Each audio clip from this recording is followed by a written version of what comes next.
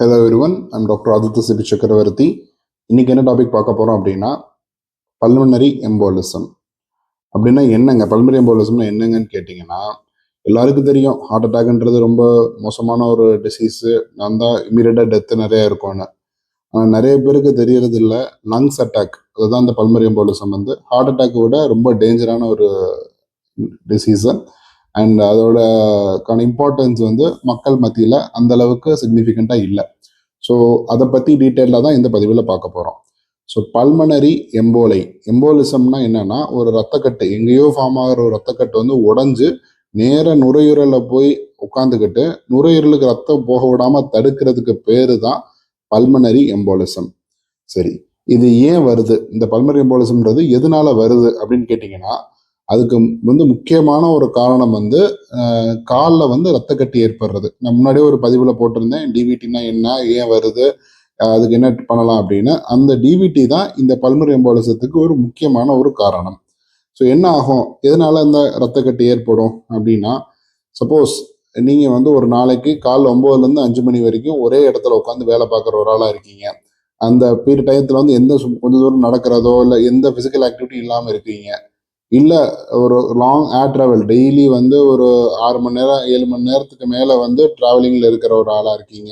பஸ்ஸில் உட்காந்து போகிற மாதிரியோ இல்லை ட்ரெயினில் உட்காந்து போகிற மாதிரியோ இல்லை ஃப்ளைட்டில் உட்காந்து போகிற மாதிரியோ பெரிய ஆக்டிவிட்டி இல்லாமல் இருக்கீங்க அப்படின்னா, இந்த இம்மொபிலிட்டியே வந்து உங்களுக்கு இந்த கால் ரத்த கட்டு வர்றதுக்கான வாய்ப்புகளை ஏற்படுத்தும்.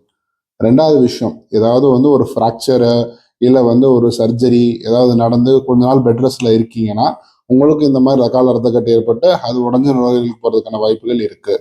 மூணாவது விஷயம், ஏதாவது வந்து உங்களுக்கு மெடிசின்ஸ்ன்னு சொல்லுவோம், சில ஓரல் கான்ட்ராசெப்டிவ் ஒரு ஃபீமேல் பேஷண்ட்ஸ் வந்து ப்ரெக்னென்சி அவாய்ட் பண்ணுறதுக்காக மாத்திரை, அதாவது ஓசிபிஸோ இல்லை ஹெச்ஆர்பிஸோ எடுத்துட்டு இருக்கீங்கன்னா, உங்களுக்கு இந்த மாதிரி கால் வீக்கம் மாதிரி வருது அப்படின்னா உங்களுக்கும் இந்த ரிஸ்க் ஃபேக்டர் இருக்குது.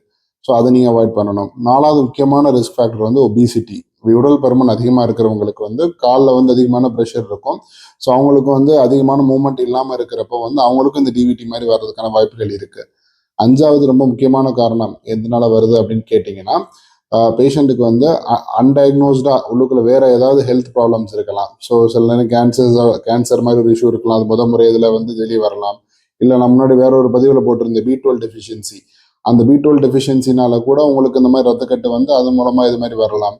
இல்லை வேறு சில மரபணு ரீதியான காரணங்கள்னால கூட இந்த மாதிரி பிரச்சனைகள் வரலாம். ஸோ இவ்வளோ இஷ்யூஸ்லுமே வந்து உங்களுக்கு இந்த பல்மனரி எம்போலிசம்ன்றது வர்றதுக்கு வாய்ப்பு இருக்குது. சரி, இப்போ இந்த பல்மனரி எம்போலிசம் வந்துச்சுன்னா அது என்ன மாதிரி சிம்டம்ஸ் இருக்கும், அதனால என்ன தொந்தரவு வரும் அப்படின்னு கேட்டிங்கன்னா, முதல் விஷயம் வந்து மூச்சு திணறல். அதாவது லைட்டாக நடந்தாலோ இல்லை சும்மா உட்காந்து இருக்கிறப்ப வந்து திடீர்னு நல்லா இருப்பாங்க, ஒரே நாளில் வந்து மூச்சு திணறல் மாதிரி ஏற்படுது. குறிப்பாக வந்து அவங்களுக்கு கால் வீக்கம் அந்த டிவிடி மாதிரி பிரச்சனை இருக்கவங்களுக்கு சடனாக மூச்சு திணறல் மாதிரி ஏற்பட்டுச்சுன்னா இந்த பல்மனரி எம்போலிசம் மாதிரி பிரச்சனை வரலாம். ரெண்டாவது வந்து திடீர்னு மயக்கம் போட்டு விழுகிறவங்க, இந்த டக்குன்னு மயக்கம் போட்டு விழுந்ததுக்கப்புறம் எந்திரிக்கிறாங்க அப்படின்னா அவங்களுக்கும் இந்த மாதிரி சடனாக ஏதாவது பல்மனரி எம்போலை மாதிரி அட்டாக் ஆகி இந்த மாதிரி வர்றதுக்கான வாய்ப்பு இருக்கு. மூணாவது விஷயம் வந்து இருமல் வித் இரும்புறப்போ வந்து ரத்தம், சளியில ரத்தம் அந்த மாதிரி பிரச்சனை வர்றவங்களுக்கும் இந்த பல்மனரி எம்போலிசம் மாதிரி ப்ராப்ளம் வரலாம். இது போக வந்து படபடப்பு, ஹார்ட் பீட் திடீர்னு மூச்சுனால வந்து படபடப்பு மாதிரி வருது, சடன் ஆன்செட்டா வருது அப்படின்னா இந்த எம்போலிசம் வந்து நம்ம சஸ்பெக்ட் பண்ணணும். சரி, இது எப்படி கண்டுபிடிக்கலாம், இந்த பல்மனரி எம்போலிசம் எப்படி கண்டுபிடிக்கலாம் அப்படின்னா, யூஸ்வலா வந்து ஏதாவது டிவிடி மாதிரி ஒரு சிம்டம்ஸ் இருக்கு அப்படின்னா அவங்களுக்கு இதை ஈக்குவேட் பண்ணலாம். இல்லைன்னா வந்து நம்ம ஸ்கேனிங் பண்ணி பார்க்கறது மூலமா, எக்கோ ஸ்கேன் பண்றது மூலமா ஒரு டவுட் வரும். அதுக்கப்புறம் சில ரத்த டெஸ்ட், சில முக்கியமா வந்து சிடி ஸ்கேன் பண்றது மூலமா தான் வந்து இந்த ரத்தக்கட்டை உட்காந்துருக்கா இல்லை அடைச்சிருக்கு, எவ்வளவு தூரம் அடைச்சிருக்குன்றது தெரிய வரும். சிடி பண்ணி நம்ம கண்டுபிடிக்கலாம். கண்டுபிடிச்ச பிறகு அதுக்கான ட்ரீட்மெண்ட் என்ன அப்படின்னு கேட்டிங்கன்னா, இமீடியட்டாக வந்து அதை கரைக்கிறதுக்கான மருந்து வந்து கொடுக்கணும். ஸோ அது த்ராம்போலைட்டிக் இன்ஜெக்ஷன் சொல்லுவோம். அந்த நுரையீரல் அடைச்சிருக்கிறத வந்து நம்ம இன்ஜெக்ஷன் கொடுக்குறப்போ அதை கரைஞ்சு ரத்த ஓட்ட திருப்பி ரீஸ்டார்ட் ஆகும். ஸோ இந்த த்ராம்போலைட்டிக் தெரப்பி வந்து நிறைய ஹாஸ்பிட்டல்ஸில் கொடுப்பாங்க. அது அந்த ஒரு முறை மட்டும் கொடுக்குறோன்னு நிப்பாட்டாமல் நீங்கள் அதுக்கப்புறமும் நீங்கள் பிளட் தின்னர்ஸ் மாதிரி மெடிகேஷன்ஸ் எடுத்துக்கிறணும். 3 மாதம் 4 மாதம் 6 மாதம் டிபெண்ட்ஸ் என்ன ரீசனால உங்களுக்கு வந்திருக்குன்றதை கண்டுபிடிக்கிறோமோ அதை வச்சு எவ்வளோ நாள் நீங்கள் அந்த பிளட் தின்னர்ஸ் எடுக்கணுன்றது சொல்லுவோம். சரி, இப்போ இது போக வந்து சில நேரம் வந்து இதுக்கு வந்து சர்ஜரியும் கூட பண்ண வேண்டி வரும். சில இடத்துல வந்து ரத்தக்கட்டை எடுக்க முடியல அப்படின்னா, கரையலை அப்படின்னா அந்த மாதிரி டயத்தில் வந்து இதை சர்ஜரி பண்ணி எடுக்கிறதுக்கான வாய்ப்புகள் இருக்கு.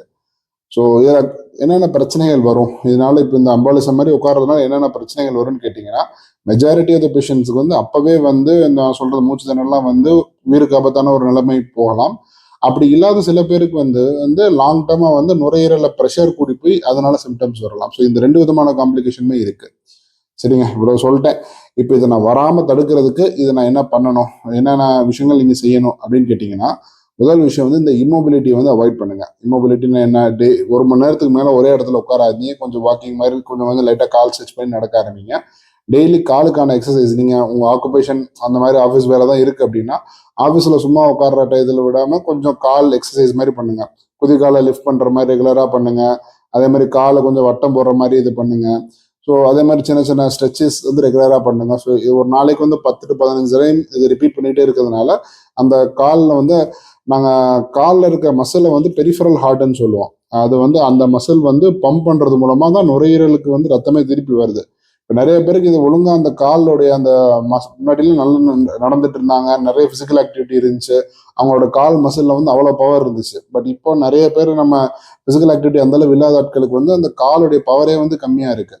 ஸோ அதை வந்து அந்த மாதிரி போக விடாமல், ஸோ ரெகுலராக அந்த லெக் எக்ஸசைஸ் பண்ணுறது மூலமாக நம்ம லெக் மசில் ஸ்ட்ரென்தனிங் பண்ணுறது மூலமாக நம்ம பை டர்ன் நம்ம வந்து வீனஸ் இன்சஃபிஷியன்சி வந்து நம்ம அவாய்ட் பண்ணுறோம். ஸோ அதை வந்து நீங்கள் பண்ண ஆரம்பிக்கணும். அடுத்த விஷயம் என்ன பண்ணணும் அப்படின்னு கேட்டிங்கன்னா, நீங்கள் ஸ்டாக்கிங்ஸ்ன்னு சொல்லுவோம், கம்ப்ரெஷன் ஸ்டாக்கிங்ஸ். உங்களுக்கு காலில் வந்து ரத்த குழாய் வீக்காக இருந்தாலோ, வெரிகோஸ் வெயின்ஸ் இருந்தாலோ, இல்லை வந்து இந்த மாதிரி டிவி பெயின்ஸ் இருந்தாலோ, சில பேருக்கு வந்து இந்த கால் டைட்டாக சுற்றி கம்ப்ரெஷன் ஸ்டாக்கிங்ஸ் போடுறது மூலமாக உங்களுக்கு இந்த பிரச்சனைகள் அவாய்ட் பண்ணலாம். ஸோ அது மட்டும் இல்லாமல் வேற என்ன ப்ராப்ளம், வேற என்ன பண்ணலாம் அப்படின்னு கேட்டிங்கன்னா, வெயிட் லாஸ் பண்ணணும். ஒரு முக்கியமான குரூப் ஆஃப் பீப்புள் இதில் என்ன இருக்குன்னா, ஒபிசிட்டி இருக்கும். ஸோ அந்த மாதிரி உடல் பருமன் அதிகமாக இருக்கிறவங்களுக்கு வந்து நீங்கள் டெஃபினட்டாக உடல் எடையை வந்து நீங்கள் குறைக்க ஆரம்பிக்கணும். ஸோ அது ஒரு முக்கியமான விஷயம். அதுக்கு அடுத்து வந்து இந்த பிளட் தின்னர் மெடிகேஷன்ஸ் வந்து அது எடுத்துக்கிறவங்களா இருந்தீங்கன்னா, சில விதமான மெடிகேஷன்ஸ் இருக்குது. அது விட்டமின் கேவை எதிர்க்கிற மெடிகேஷன். அந்த விட்டமின் கே எதிர்க்கிற மெடிகேஷன் நீங்கள் எடுத்துட்டு இருக்கீங்கன்னா, உங்கள் டாக்டர் சொன்னால், நீங்கள் அது அதிகமாக இருக்கக்கூடிய க்ரீன் லீஃபி வெஜிடபிள்ஸை வந்து கொஞ்சம் கம்மியாக எடுத்துக்கிறணும், அதோட எஃபெக்டிவ்னஸ் மெயின்டைன் பண்ணுறதுக்கு. அதே மாதிரி ரெகுலராக பிடிஐஎன்ஆர் மாதிரி ரத்த டெஸ்ட் எடுத்து அதோடைய அளவு சரியாக இருக்கான்றது நீங்கள் செக் பண்ண வேண்டி வரும். ஏன்னா கரெக்டான அளவில் அந்த பிளட் ஆன்டிகோகுலேஷன் இருந்தால் தான் இன்னொரு எபிசோட் வர விடாமல் நம்ம தடுக்க முடியும். ஸோ அது மட்டும் இல்லாமல் நீ வேற என்ன பண்ணலாம் அப்படின்னு கேட்டிங்கன்னா, ஸ்மோக்கிங் ஹேபிட் இருக்கவங்களுக்கு இது வர வாய்ப்பு இருக்குது. ஸோ ஸ்மோக்கிங் நீங்கள் அவாய்ட் பண்ணணும். ஆல்கஹால் இருக்கவங்களுக்கு வந்து அதையும் நீங்கள் அவாய்ட் பண்ணணும். ஸோ இந்த பல்மரி எம்பாலிசம் ஃபைனலாக என்ன சொல்ல வரேன்னா, ஹார்ட் அட்டாக் மட்டும் ரொம்ப டேஞ்சரான ஒரு விஷயம் இல்லை, இதுக்கு பேர் லங்ஸ் அட்டாக். இந்த பல்மரி எம்பாலிசத்துலேயும் வந்து ஹார்ட் அட்டாக்கு எவ்வளோ டெத்து வருதோ அதுக்கு ஈக்குவலான அமௌண்ட் டெத்து இதுலயும் வருது. இதுக்கு ஒரு முக்கியமான காரணம் வந்து இந்த டீப் வெயின் த்ராம்போசிஸ், அந்த காலில் ரத்தக்கட்டு ஏற்படுறது. அதுக்கு முக்கியமான ஒரு காரணம் வந்து இந்த ப்ரொலாங் இம்மொபிலிட்டி, ரொம்ப நேரமாக வந்து ஒரே இடத்துல உட்காந்துக்கிட்டு இந்த மூவ்மெண்ட் இல்லாமல் வேலை செய்கிறது. ஸோ அதை அவாய்ட் பண்ணுறதுக்கு ரெகுலராக நடங்க, காலுக்கான எக்ஸசைஸ் ரெகுலராக பண்ண ஆரம்பிங்க, ஹெல்த்தியான ஃபுட் சாப்பிடுங்க, ஸ்மோக்கிங் ஆல்கஹால் அவாய்ட் பண்ணுங்க. ஸோ இந்த மாதிரி திடீர்னு ஒரு கால் மட்டும் வீங்கிட்டு இருக்கு அப்படின்னா நீங்கள் வந்து விடுறதுக்கு செக் பண்ணுங்க. இல்லை சடனாக மூச்சு திணறல் மாதிரி ஒரு தொந்தரவு வருதுன்னா உடனே போய் உங்கள் டாக்டரை போய் பாருங்க. ஸோ இந்த பிரச்சனை வர்றதுக்கான வாய்ப்பு இருக்கு. ஸோ இந்த பதிவு உங்களுக்கு பிடிச்சிருந்துச்சுன்னா என் சேனலுக்கு சப்ஸ்கிரைப் பண்ணுங்க. உங்கள் ஃப்ரெண்ட்ஸ், ஃபேமிலி மெம்பர்ஸ் யாருக்காவது இந்த கால் டீப் பெயின்ஸ் த்ராம்போசிஸ் ப்ராப்ளமோ இல்லை இந்த பிரச்சனையும் இருந்துச்சுன்னா அவங்களுக்கு இதை ஷேர் பண்ணுங்க, அவங்களுக்கு யூஸ்ஃபுல்லாக இருக்கும். நன்றி, வணக்கம்.